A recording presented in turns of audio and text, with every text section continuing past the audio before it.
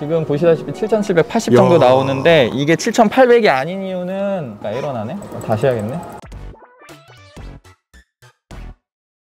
컴퓨터를 고주는 고우신 컴퓨터 17년째 컴퓨터 인생을 하고 있는 고우신 형입니다. 컴퓨터의 간단한 옵셔널만 조금만 바꿔서 가성비를 챙길 수 있는 이런 방법이 있다고 해서 이렇게 게스트 한 분을 모셔왔는데요. 자기소개 간단하게 부탁드려도 될까요? 예, 안녕하세요. 네. 오버클럭킹을 취미생활로 하고 있는 소울시커라고 하고요. 제가 오버클럭킹 관련된 채널을 지금 유지를 하고 있습니다. 오버클럭에 대해서 이렇게 얘기를 해주시러 나오신 거죠? 아, 예, 맞습니다. 이 오버클럭 얘기만 많이 들었지 정확하게 이거 어떻게 해야 되는 건지 이런 걸 잘 몰라서. CPU에 설정되어 있는 기본 전압 설정을 건드리는 것 자체를 거의 오버클럭이라고 많이 얘기하는 편입니다. 이렇게 성능이라든지 이런 것들이 조금 올라가나요? 성능을 올리기 위해서 오버클럭을 하기도 하고요. 너무 온도가 높을 때 발열을 잡기 위해 언더볼팅을 적용하기도 하고요. 언더볼팅 또한 오버클럭의 영역이라고 보고 있습니다. 약간 느낌 자체가 뭔가 되게 어려워요. 뭔가 잘못 만지면 이렇게 고장날 것 같은 바이오스나 이런 거 아예 모르는 사람들도 다 쉽게 조금 할 수 있게 설명이 가능하시다고 했는데 괜찮을까요? 어려워하시거나 문제가 생길 것 같다 이런 식으로 생각하시는 분들이 많은데, 달릴 수 있는 사람한테 걸어가라, 달릴 수 있는 사람인데도 불구하고 걸어갈 수 있겠죠. 할 수 있는 만큼의 성능을 뽑아내기 때문에 오버클럭 자체가 목표치를 높게 잡지 않고 그냥 라이트하게 잡으면 생각보다 쉽고 안정적입니다. 간단하게 오버클럭을 어떻게 하는 건지 요거를 한번 보여주신다고 하는데, 키보드에서 성능을 올리기 위해서는 메모리 오버클럭을 해줘야 됩니다. 어떻게 빨리 한번 좀 가르쳐 줘 보세요. 자, 바이오스 화면이 나왔고요. 메모리 오버클럭을 잠깐 보여드릴 건데요. 적당히 돌아가는 세팅을 일단 먼저 한번 보여드리겠습니다. 네. 7800 정도는 쉬우니까 이걸로 한번 보여드릴게요. 네.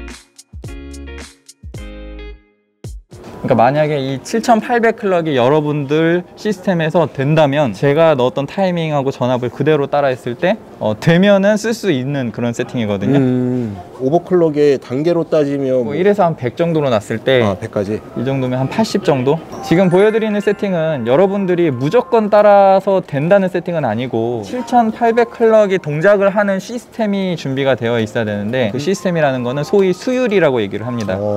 그럼 수율을 어떻게 알아봐요? 뽑기인데 그 수율을 좋은 거를 내가 뽑을 수 있느냐 없느냐의 그 운에 달려 있는 거고, 일단 클럭이 지금 보시다시피 7780 정도 나오는데 이게 7800이 아닌 이유는 BCLK라고 해서 78 곱하기 BCLK 이래서 클럭이 만들어지는 건데 BCLK가 100이 아니라서 그래요. 에러 나네? 다시 해야겠네. 메모리 램 뱅크가 4개가 있는데 2번 4번에 꼽혀 있는데 2번 4번 메모리를 2개를 지금 바꾸시는, 근데 왜 다 2번 4번에만 꼽는 거예요?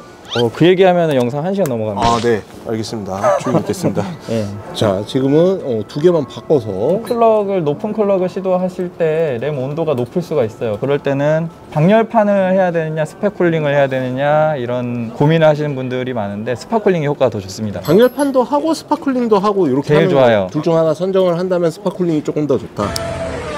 7800 클럭을 적당한 타이밍으로 넣어봤는데 이 정도만 해도 성능 향상이 제법 많이 될 겁니다.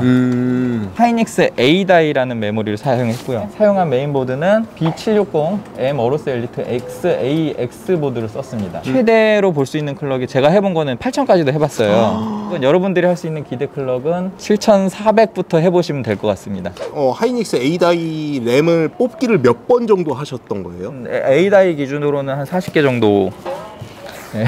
램도 램이지만 CPU를 잘 뽑아야 돼요. CPU와 메인보드가 준비됐을 때 조금이라도 더 올리기 위해서 램 뽑기를 하시는 거고, 그다음 보드는 이 보드 정도 쓰시면 제가 아까 얘기했던 것처럼 램컨이 그렇게 좋지 않아도 한 7400부터는 노려볼 만 하거든요. 제가 집에 있는 거 가져와 봤는데 이 7200 XMP 메모리 꽂아도 잘 될 겁니다. 그리고 7600은 메모리 컨트롤러 수율이 만약에 잘 안 좋으면은 안 될 수도 있어요. 하이닉스 A-다이 들어가 있는 거 쓰시면 됩니다. 하이닉스 A-다이라는 거는요, 요 메모리 보시면 요 안에 칩이 있죠. 3개 제조사에서 나오고 있어요. 하나는 삼성, 그 다음 다른 하나는 하이닉스, 그 다음 다른 하나는 마이크론. 그거를 가져다가 램을 만들어서 판매를 하는 겁니다. 뭐 그런 XMP 메모리는 그 칩을 가지고 들어가는 정도를 미리 세팅해서 한 번에 XMP 값만 입력을 하면은 여러분들이 쓸 수 있게. 그런데 비싸죠. 저렴한 같은 칩을 가지고 있는 램을 가져다가 수동으로 값을 입력해서 이렇게 쓸 수 있는 겁니다. 이 지금 TM5로 돌리고 계시는데 예. 이거 얼마나 돌려야 돼요? 목표치에 따라서 다른데 보통 빡빡한 세팅을 할 경우는 끝까지 다 돌리는 게 좋지만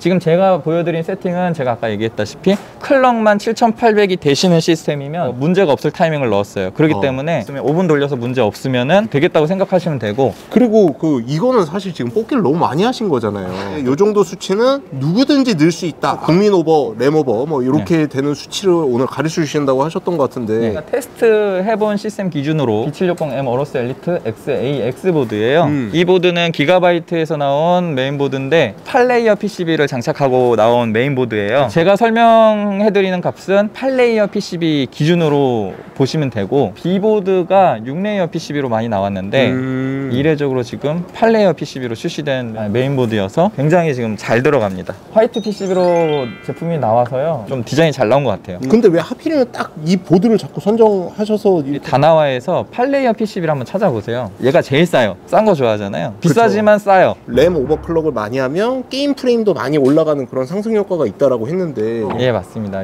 배틀그라운드가 메모리 오버클럭 영향을 많이 받습니다. 연막 터뜨렸을 때 그러면 갖고 킬 좀 딸 수 있나요? 뭐 그거는 예.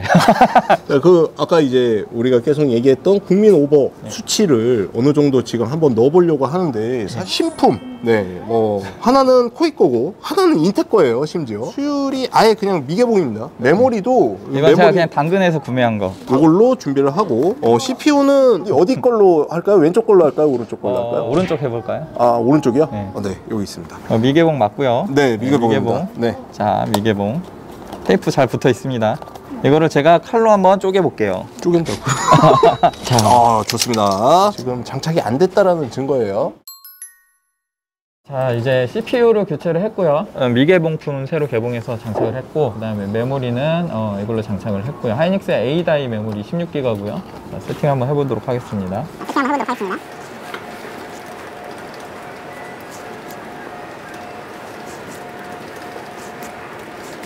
전압값을 좀 라이트하게 가져갈 거예요. 그래서 지금 쿨링이 안 되고 있는 환경이다 보니까 전압을 좀 가볍게 가져가서 발열을 줄이려고 하는 건데, 높은 전압을 사용하고 싶으시면은 꼭 쿨러를 강화시켜 주시는 게 좋습니다. 쓰면 되고, 그 다음에 이렇게 옵션 설정해주고,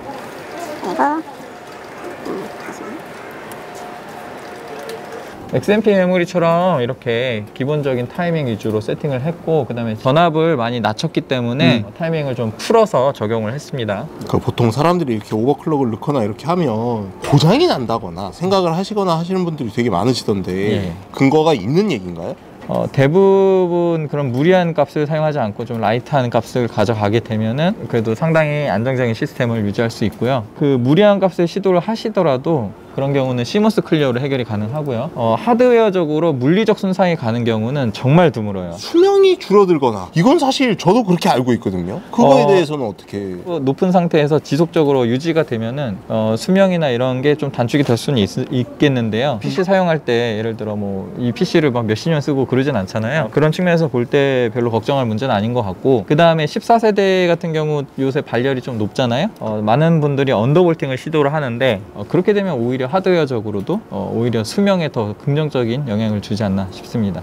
그러면 이렇게 오버클럭을 하거나 이렇게 되면 체감될 만큼의 성능이 올라가나요?